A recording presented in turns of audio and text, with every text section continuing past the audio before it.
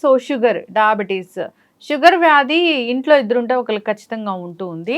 So దీన్ని తగ్గించుకోవడానికి రకరకాల మందులు, రకరకాల ప్రయత్నాలు చేస్తూ ఉంటారు. కంట్రోల్‌లో మాత్రమే ఉంటుంది గానీ పూర్తి స్థాయిలో తగ్గదు. అయితే దీనికి హోమ్ రెమెడీస్ చాలానే ఉన్నాయి తగ్గించుకోవడానికి. సో యోగా డైట్ కూడా ఉంది దీనికి. వివరాలు తెలుసుకుందాం. ఈరోజు మనతో పాటు ఉన్నారు ప్రముఖ యోగా అండ్ స్పిరిచువల్ గురువు అరుణాదేవి గారు. మ్యామ్ నమస్తే. నమస్తే. మేడం చూస్తే ఇద్దరుంటే ఒకళ్ళకి షుగర్ ఉంటుంది ఇంట్లో. షుగర్ పేషెంట్ లేని ఇల్లు అంటే లేదసలు. అంతలా పెరిగిపోయింది. అయితే ఈ షుగర్ వ్యాధిని తగ్గించుకోవడానికి కంట్రోల్‌లో మాత్రమే ఉంచుకోవడానికి టాబ్లెట్స్ ఉన్నాయి.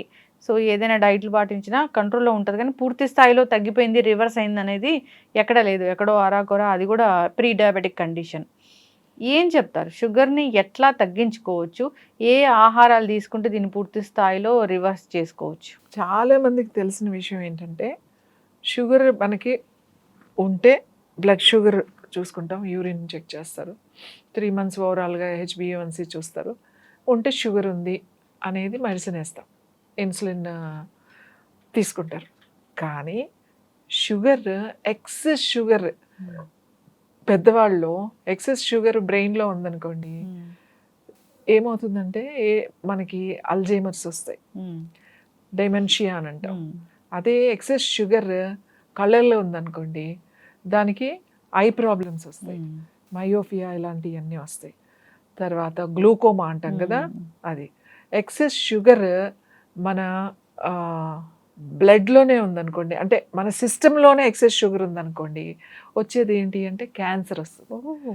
అలాగే మన చిన్నపిల్లల్లో ఎక్కువ షుగర్ ఉందనుకోండి, వాళ్ళకి ఏడిహెచ్డి అని అంటాం. ఇప్పుడు ఏడిహెచ్డి బాగా ఎక్కువగా ఉంది.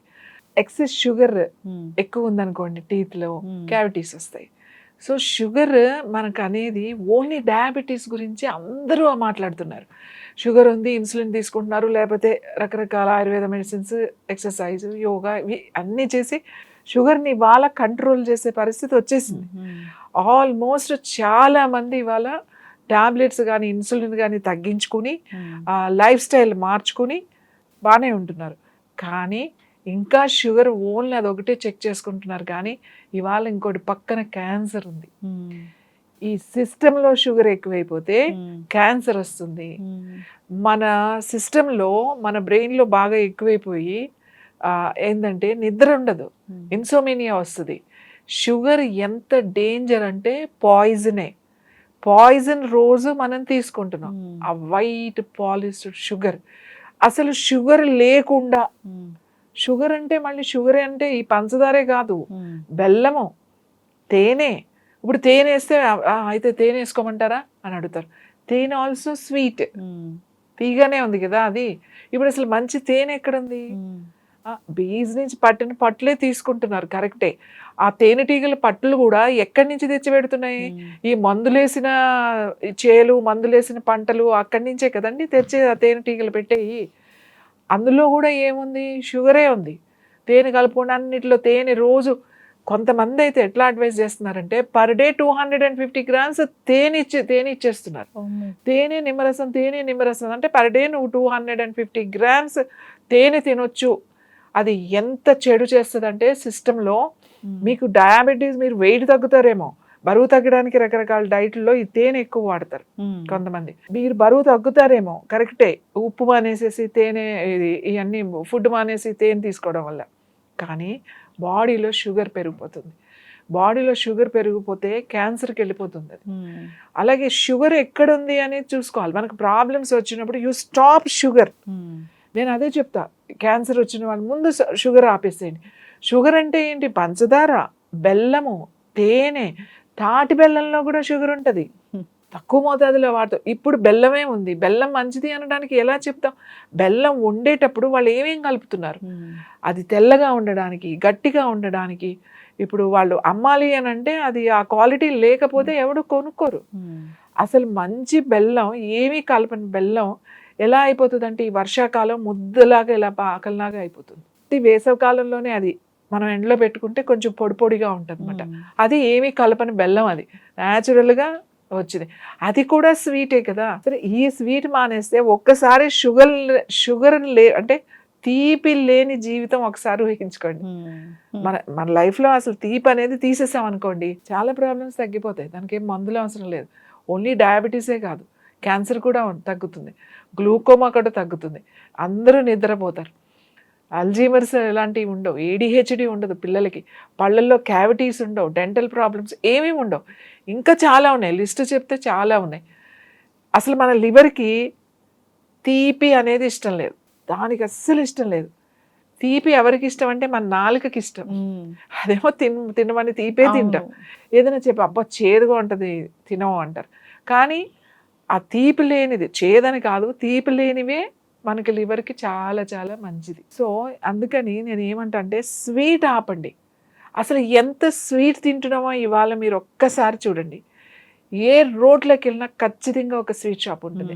అది ఒక జ్యువెలరీ షాపా లేకపోతే, అంటే మనకు జ్యువెలరీ షాప్ చాలా షోగా ఉంటాయి, అలాగే బట్టల షాపులు చాలా షోగా ఉంటాయి. ఇవాళ స్వీట్ షాప్స్ ఏ రేంజ్లో ఉన్నాయో చూడండి.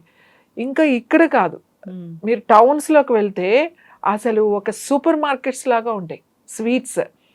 అంత స్వీట్స్ అన్ని షాపులు ఫుల్ అవుతున్నాయి, అన్ని షాపుల్లో స్వీట్స్ సేల్ అవుతున్నాయి. అంటే అసలు ఎంత స్వీట్ తింటున్నారు అందరూ. ఎంత స్వీట్ అది, ఒక లడ్డూలో ఎంత స్వీట్ ఉంటుంది తిన్నాం. కానీ ఇప్పుడు చాలా ఎక్కువ స్వీట్ వేస్తున్నారు. అసలు లడ్డు అనేది తినాలంటేనే అందులో షుగరే. ఏ స్వీట్ తినండి షుగర్ నోట్లో వేసుకున్నట్టే ఉంటుంది. ఇంతకుముందు బాదుషా అంటే బాదుషాలా ఉండేది, కాజా అంటే కాజాలా ఉండేది, లడ్డు అంటే లడ్డులా ఉండేది. ఇప్పుడు మీకు అది లేదు, ఏదన్నా తీపే, అంత పంచదారే ఉంటుంది అందులో. ఆ షేప్స్ కలర్స్ వేరే వేరేగా ఉంటాయి. ఇంత స్వీట్ తింటున్నాం, ఇంత స్వీట్ తిని మనం రోగాలు తెచ్చుకుని మళ్ళీ ఈ రోగాల కోసం మందులు వేసుకుని ఎంత కష్టపడుతున్నామో చూడండి. స్వీట్ అసలు పోతే అసలు తీసేయాలండి మన జీవితంలో నుంచి. ఈ షుగర్ని తీసేయాలి. ఈ షుగర్ని తీసేస్తే మనం బాగుపడతాం అన్ని విధాలుగా. వెయిట్ విషయంలో, హెల్త్ విషయంలో, ఈవెన్ స్లీప్ విషయంలో, స్ట్రెస్ విషయంలో. చాలా స్ట్రెస్గా ఉన్నప్పుడు మనం ఏం చేస్తాం, ఇమీడియట్గా తినడం మొదలు పెడతాం మనకి ఇష్టమైనవి. ఎక్కువ స్వీటే. చాలా మంది చెప్తున్నారు ఈ మధ్యన స్వీట్స్ మేము అన్ని ఖర్జూరంతోనే చేస్తున్నాం. అది కూడా అతిగా తింటాం మంచిది కాదు. చిన్నపిల్లలకు కూడా ఖర్జూరంతో చేసిన పెడుతూ ఉన్నారు. పెడతాము, అది లిమిట్గా పెట్టాలి. అంతేగాని మేము ఖర్జూరంతో చేసుకున్నాం మాకేం పర్వాలేదు అని చెప్పేసి ఒక రోజు ఒక 250 grams 300 grams తినేస్తే అదే హై షుగరే కదా. రోజు టీ 4 సార్లు తాగేవాడు ఎన్ని స్పూన్లు షుగర్ తింటున్నాడు డైరెక్ట్గా. ఏ పదార్థమైనా స్వీట్ గా ఉంటే కన్సిడర్ టు అది షుగర్. మనకు తెలియకుండా అన్నంలో, రైస్ లో ఉంటుంది షుగర్, గోధుమల్లో ఉంటుంది తీపి షుగర్ ఉంటుంది, స్వీట్స్ లో కూడా షుగర్ ఉంటుంది, చాలా పదార్థాల్లో తీపి అనేది ఉంటుంది. గుమ్మడికాయలో తీపి ఉంటుంది, స్వీట్ పొటాటో, అవి దుంపలు, చిలకడ ఎర్ర దుంపలు అంటారు కదా, అందులో స్వీట్ ఉంటుంది, అన్నిటిలోనూ ఉంటుంది. అవి డైరెక్ట్ గా తింటున్నాం కదా. మనం ప్రత్యేకించి ఇప్పుడు ఇది వరకు రోజులు అయితే ఖచ్చితంగా రోజు అంత బెల్లంతో చేసిన ప్రసాదాలని రోజు ఇంట్లో ఏదో ఒకటి చేసుకుని తినేవాళ్ళం. ఇప్పుడు ఆ పరిస్థితి లేదు. ఇప్పుడు ఉండే చెరకు ఎంత భయంకరం అంటే వాటికి వేసే మందులు కానీ, దాని నుంచి వచ్చేది మనం వండే, మళ్ళీ దాని నుంచి వచ్చిన రసంలో మళ్ళీ ఏం వండుతున్నాం, మళ్ళీ కెమికల్స్ వేస్తున్నాం అందులో.